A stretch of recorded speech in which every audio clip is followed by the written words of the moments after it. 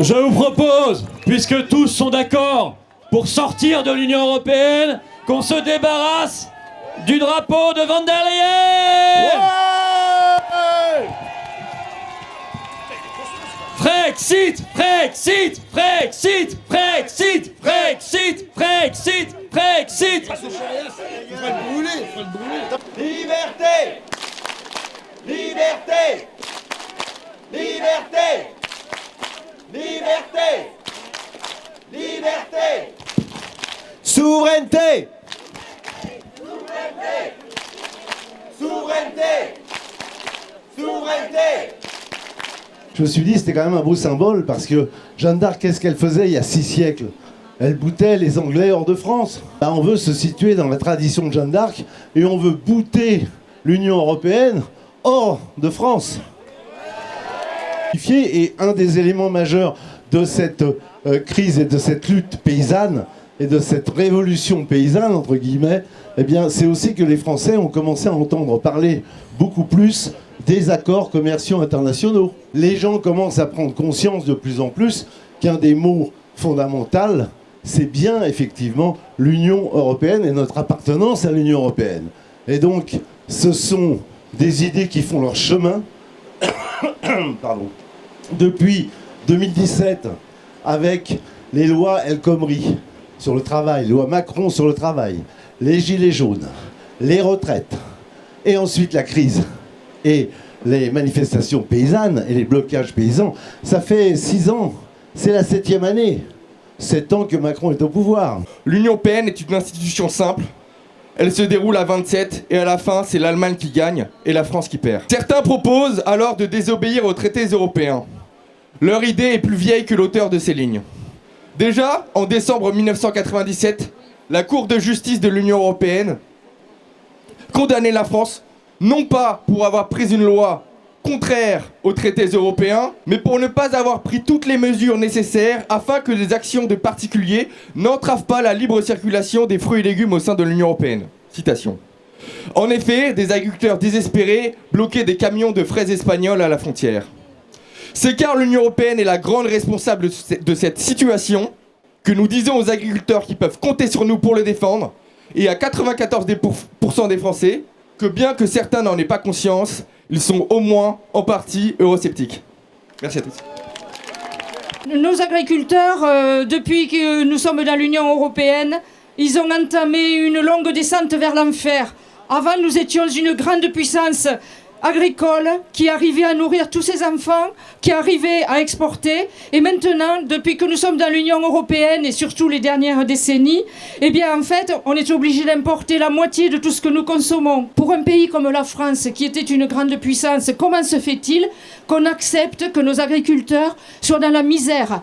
Puisqu'il y a 40% de nos paysans qui vivent en dessous du RSA, 20% qui vivent en dessous du seuil de pauvreté, et comme vous le savez, et là c'est particulièrement scandaleux, il y a 2 paysans qui se donnent la mort chaque jour.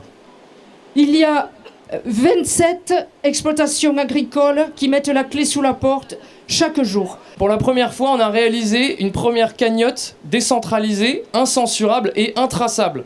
Comment on a fait? C'était extrêmement simple en fait. On a utilisé une technologie qui s'appelle Monero. C'est une blockchain, donc c'est décentralisé, c'est souverain, c'est une des rares à être souveraine.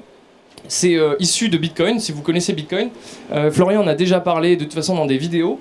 Et en fait, avec Monero, eh bien, on a tous donné. Et en fait, l'objectif a été explosé. On visait 2 Monero et en fait, on a eu 250% sur la cagnotte. Donc bravo à tous s'il y en a parmi vous qui ont participé. Et donc, on a pu aider directement les agriculteurs en leur distribuant des vivres sur l'autoroute. Voilà, grâce à cette technologie, aucune banque n'a été utilisée. Voilà.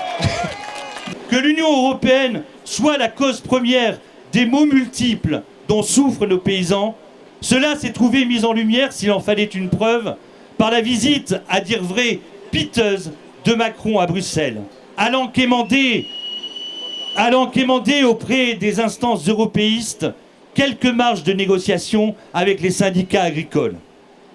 Qu'aura-t-il obtenu? Pas grand-chose, sinon quasi rien. Et pourtant, cela aura suffi à fracturer le front syndical. La FNSEA nationale et sa succursale des jeunes agriculteurs disant stopper la mobilisation. Ces deux organisations se contentant donc, nous en prenons note, de déclarations d'intention, de vœux pieux et de promesses qui ne seront pas tenues. Dans le vocabulaire traditionnel du monde du travail, cela porte un nom. On parle de syndicats jaunes, de syndicats briseurs de grève et de mouvements sociaux. Moi, j'ai été énormément touché quand j'ai vu des agriculteurs qui me parlaient de leur métier. Et puis surtout, j'en voyais certains qui pleuraient. Et d'autres, on le sait malheureusement, parce que ça fait quand même des années qu'on voit des agriculteurs qui se suicident.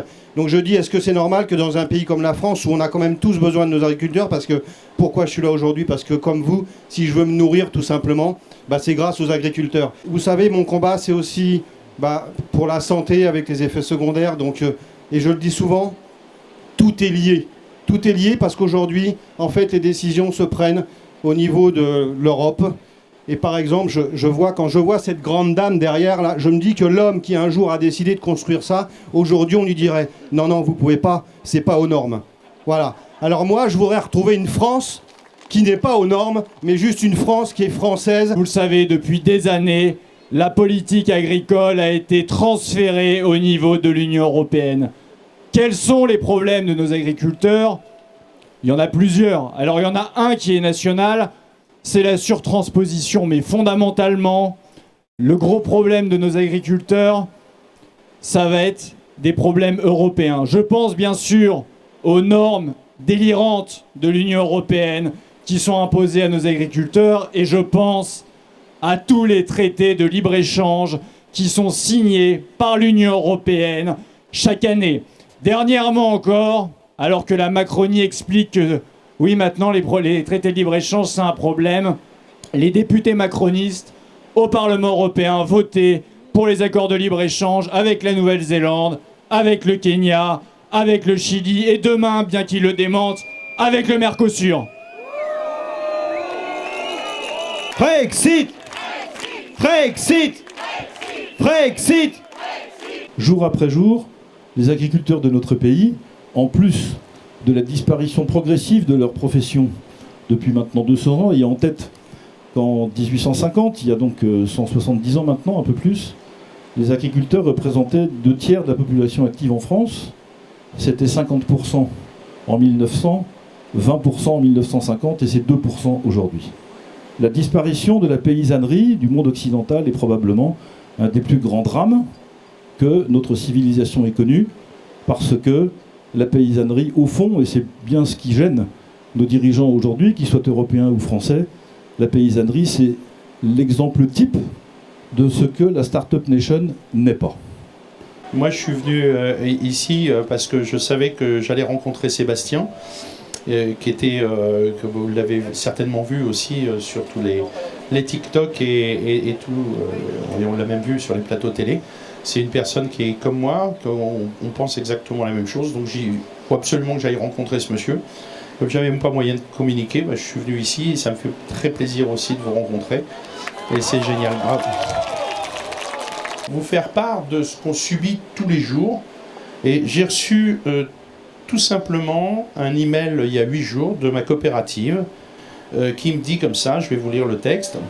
Chers agriculteurs, chères agricultrices, c'est l'inverse, excusez-moi, à l'occasion de la nouvelle année 2024, et afin de vous permettre d'être en conformité avec le règlement européen, EU, alors il nous donne le règlement, 2019-148 du 20 juin 2019, et relatif à la commercialisation et à l'utilisation de précurseurs d'explosifs. Il est vrai qu'il y a beaucoup d'agriculteurs qui font des bombes. Comment ça s'est passé cette semaine? Eh ben, très tendu. Beaucoup de kilomètres. 1200 à peu près. Puisqu'on a fait Rennes avant, préfecture. Et ensuite, on a fait Rungis, en tracteur. Bravo! On était un petit groupe de 8 tracteurs, 12 personnes. On est rentré dans la nuit de dimanche à lundi à 4h30 du matin. Ils nous ont pas vus. Commando furtif. Dites à M. Darmanin d'améliorer un peu la sécurité pour les Parisiens, on ne sait jamais. J'ai mis Frexit, moi, sur mon tracteur. Voilà, merci.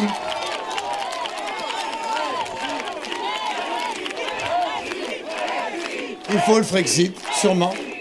Après, moi, c'est mon opinion personnelle, c'est le vôtre, je sais bien. J'ai tracé le sillon. J'ai mis le pied dans le plat chez CNews.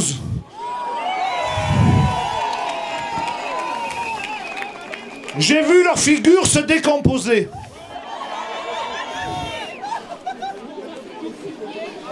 Et ce qui était rigolo, c'est qu'ils voulaient pas me donner la parole, mais je la prenais quand même. On n'a pas d'autre solution d'essayer de sortir de cette putain d'Europe. C'est elle qui est responsable de la mort de nos paysans, avec la collaboration de nos gouvernements et de la FNSEA.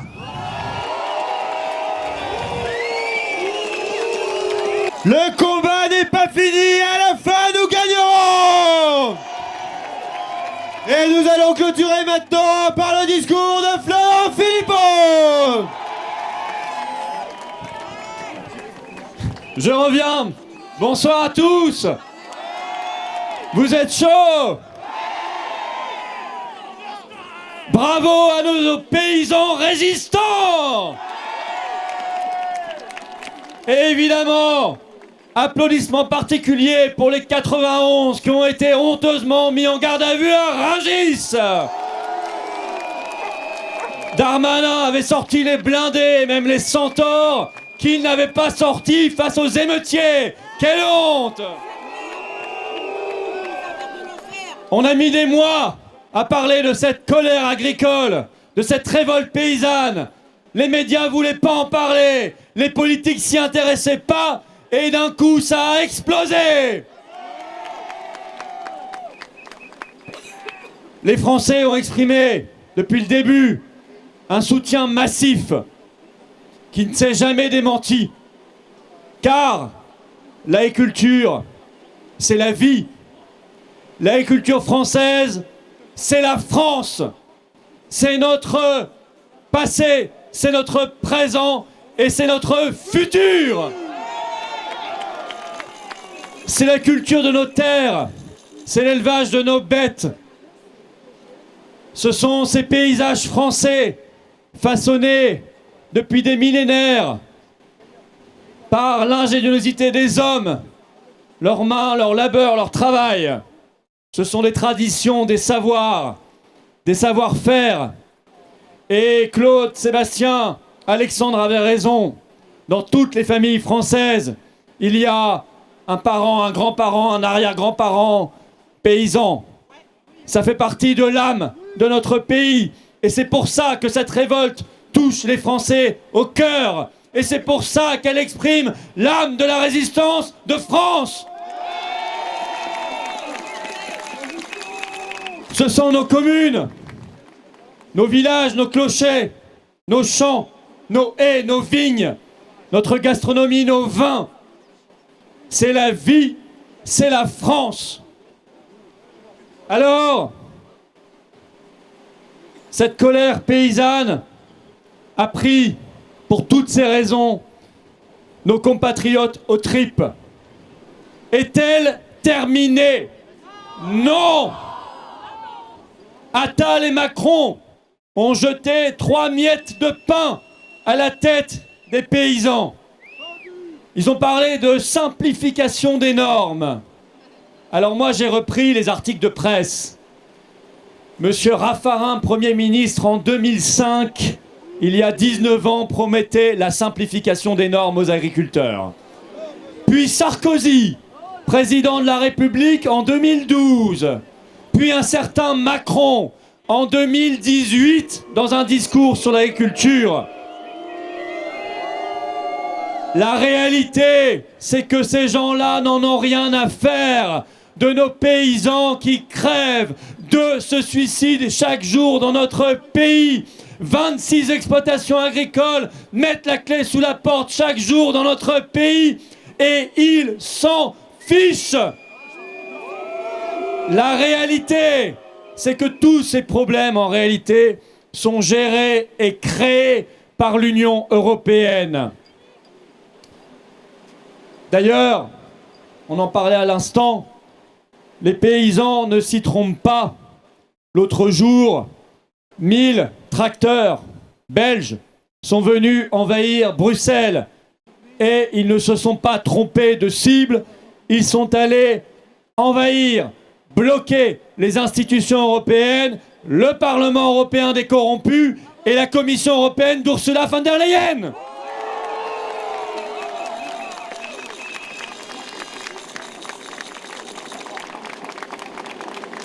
L'accord Mercosur est-il enterré? Bien sûr que non. D'ailleurs, là-dessus, Macron a menti comme un arracheur de dents. Et encore, j'ai plus de respect pour nos amis dentistes que pour Macron. Je les crois bien moins menteurs. Et les autres accords de libre-échange? Cette année, la Nouvelle-Zélande, Kenya, Chili qu'ils ont voté en pleine révolte paysanne. Et ceux qui sont à venir, là, dont ils ont commencé les négociations, Inde, Australie, est-ce que tout ça c'est fini? Bien sûr que non. Bien sûr que non. Ils mentent et ils mentiront. Et les agriculteurs de France et les Français ne sont pas dupes. Il faut des protections. Il faut du patriotisme agricole, alimentaire. Il faut des droits de douane quand c'est nécessaire. Mais vous savez, tout cela, c'est ce que fait la Suisse, par exemple, avec succès. Et tout ça, c'est interdit par l'Union européenne. Alors moi, je veux bien qu'on tourne autour du pot, qu'on se promette des choses invraisemblables et qu'on entend depuis des années et des décennies. On va changer tout ça, on fera une autre PAC, on va enlever l'agriculture des accords de libre-échange, on fera l'exception agricole, a dit le petit Attal. On fera l'exception agriculturelle, a ajouté la pseudo-opposition, celle qui s'est votée 300 € d'augmentation par mois à l'Assemblée nationale. Remarquez, ils n'ont pas été gourmands parce que leurs copains sénateurs, eux, ont pris 700. Non, arrêtons de tourner autour du pot. Ça vous a été dit par les agriculteurs résistants cet après-midi. La seule et unique solution, la seule et unique issue, c'est de quitter l'Union européenne par le Frexit. Frexit. Frexit. Frexit. Frexit. Frexit. On parle soi-disant de l'argent de la PAC. Et la bonne blague, cette PAC qui impose des normes, des contrôles, de la surveillance, invraisemblable, insupportable. Ce serait l'argent européen, mais quelle fable. La France, l'an dernier, a versé 28 milliards d'euros au budget européen. Elle en a récupéré 13, dont 9 pour la PAC. Alors, vous savez compter comme moi, 28 moins 13, ça fait 15. On a paumé 15 milliards d'euros. Ben, on sait où ils sont, vous me direz. Ils sont allés dans le salaire d'Ursula, qui s'est augmenté de 12%. Et ils sont allés chez Zelensky, qui va récupérer 50 milliards en 4 ans. L'Union européenne parlerait d'écologie. Quelle blague. Écologie en allant chercher des produits à 17 000 km. Du lait en Nouvelle-Zélande. En allant chercher des bœufs au Canada. Du poulet au Brésil. Vous parlez d'une forme d'écologie. Plus de bateaux sur les océans, plus de camions sur les routes. C'est ultra pollueur. Aller chercher dans des pays où il n'y a aucune norme, rien. Ce que fait l'Union européenne, ces normes, ces taxes carbone, c'est de l'escrologie. Ça n'est pas l'écologie. C'est la soumission à l'agrochimie. De toute façon, Pfizer ou Bayer Monsanto, peu importe, Ursula prend tout. Elle accepte tout, tant que ça paye bien. La réalité, c'est que l'Union européenne veut la mort de l'agriculture française. Elle veut que les paysans crèvent. Et elle y arrive plutôt bien. Alors ce sera quoi? C'est quoi le modèle? Du poulet chloré brésilien dans notre assiette, ou du bœuf aux hormones canadien, ou du lait néo-zélandais, ou quelques insectes et quelques larves, ou effectivement de la viande de synthèse sortie des laboratoires de Bill Gates, achetée grâce à votre euro numérique en montrant le QR code de votre passe carbone relié à votre identité numérique. Est-ce que c'est ça qu'on veut comme avenir? Non. Nous, on veut la liberté et on veut manger français.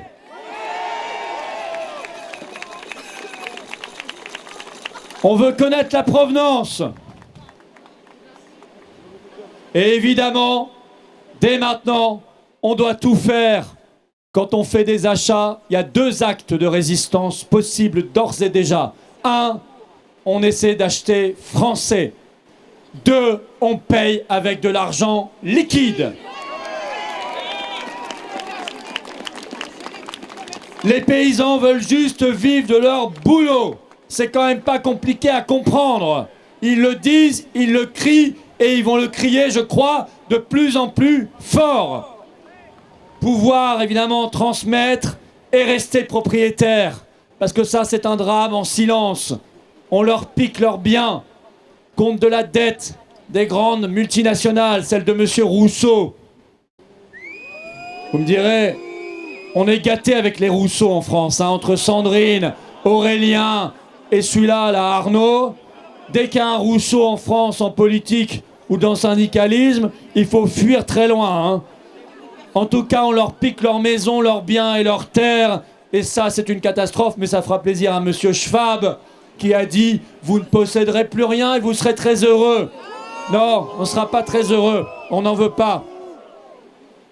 Il faudrait beaucoup plus de monde dans nos campagnes pour réaménager notre territoire, pour redonner des perspectives, un avenir, une confiance, une espérance. Non, ça n'est pas fini. La FNSEA n'a pas été à l'origine du mouvement. Elle a couru après quand elle a vu que ça prenait de l'importance.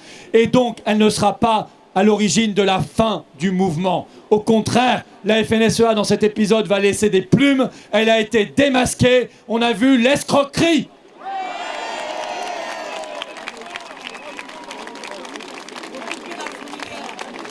En Espagne, au Portugal, en Belgique, en Allemagne, où ils sont en train d'occuper le plus grand aéroport du pays en ce moment, là. 1000 tracteurs à l'aéroport de Francfort. Le combat fait rage. Il ne s'arrêtera pas. Il va reprendre de plus belle en France. Les Français sont avec vous. Et cette fois, le siège de Paris se fera. Le blocus de Rungis se fera. Et on viendra labourer le champ de Mars. Et les Français seront là, avec leurs véhicules personnels. Et il y aura les taxis, et il y aura les routiers avec leurs camions, et il y aura tout le monde, le BTP avec ses machines, l'union de tous les Français, car unis, les Français sont invincibles. Le ras-le-bol est général, et on a tous le même but. On veut reprendre le contrôle de notre vie et le contrôle de notre France. C'est ça l'objectif. Alors ça s'appelle dégager la Macronie et détruire l'Union européenne. Frexit! Frexit! Frexit! Longue vie aux paysans résistants. Courage à tous. Vive la liberté, vive la résistance et vive la France libre! Jusque dans vos bras, égorgez vos fils, vos compagnes, aux hommes citoyens, formez vos bataillons, marchons, marchons, qu'un sang impur abreuve nos sillons.